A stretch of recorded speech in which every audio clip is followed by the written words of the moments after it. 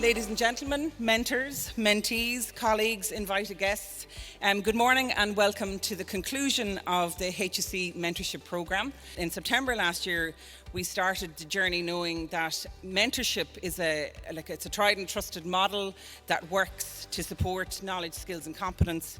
And we knew from your feedback from people all over the country that people were feeling overwhelmed by the changes brought by the Act and had said, look, we need a space that we can safely just work through these complex issues. So that's where the idea for the mentorship programme came about. So with that, 44 brave mentors, most of whom are in the room, and 510 mentees stepped into the ADM mentorship programme breach. And with from every CHO, from every hospital group, from some funded HSE funded agencies and from NGO organisations. In the road to 2015, a long road to 2015, there was we saw the really good influence of NGOs and DPOs, disabled persons organisations in particular, who urged government, and this went through several governments, to put into the Act the principles that we see there now, which are very reflective of the language of UN CRPD and which advocate so strongly for that person-centred model based on will and preferences. A lot of the challenges, and all you mentioned, they're not due to ADM, but it has shone this big torch on a lot of dusty areas of practice.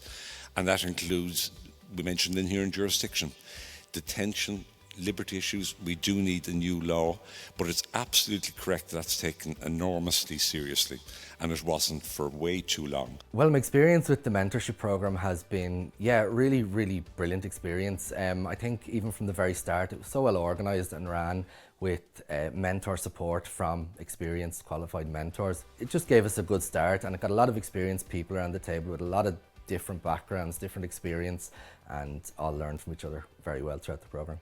And it brought the Act, I suppose, into reality in terms of both the opportunities to support people in terms of their human rights, but also from a practitioner perspective to work together to look at some of the solutions that we can bring to individuals. So there were 44 learning sets, again, all over the country, who had an average of between 10 to 12 meetings.